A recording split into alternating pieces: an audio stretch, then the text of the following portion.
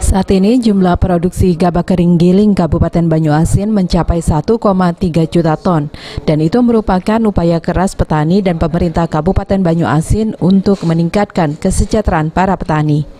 Dengan kebijakan impor beras dinilai sangat melukai petani. Oleh karenanya, Serikat Petani Indonesia Banyuasin melakukan aksi teatrikal di depan kantor Dinas Pertanian Banyuasin agar pesan yang mereka utarakan dapat disampaikan.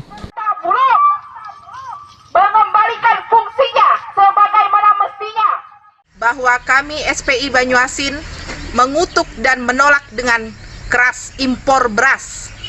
Kembalikan harga pembelian pemerintah terhadap gabah petani yang manusiawi.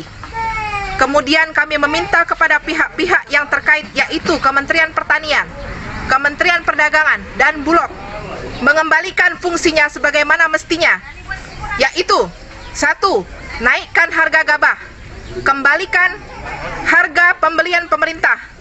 Kami mengutuk dan menyatakan sikap dengan keras, tolak impor beras.